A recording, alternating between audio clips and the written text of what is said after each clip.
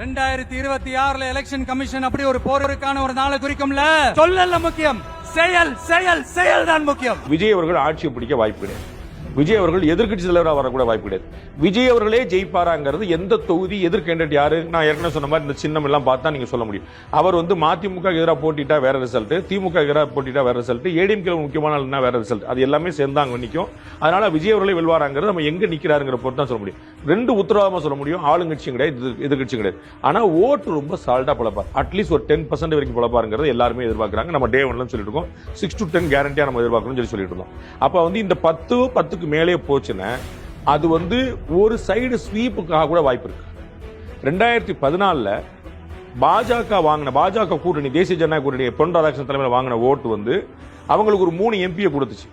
ஆனால் ஏடிஎம்கேக்கு ஸ்வீப்பை கொடுத்துருச்சு 37 சீட், டிஎம்கேக்கு 0. டிஎம்கே அலையன்ஸுக்கு ஒரு சீட் கூட கிடைக்கல 2014. ஏன்னா ஒரு தேர்ட் ஃப்ரண்ட் ஒரு பக்கமா சாட்சி ஓட்டுச்சு. 2016 மக்கள் நல கூட்டணி வந்துச்சு, அது திரும்ப டிஎம்கே காலி பண்ணி விட்டு ஏடிஎம்கே திரும்பி ஸ்வீப் வந்துருச்சு. உங்களுக்கு புரியுங்களா? அப்ப நீங்க எந்த பக்கம் போகும் நீங்க உத்தரவாதமா சொல்ல முடியாது. அது ஒரு குழப்பம். அவர் யார் ஓட்டை எடுக்கிறாருங்கிறத பொறுத்து.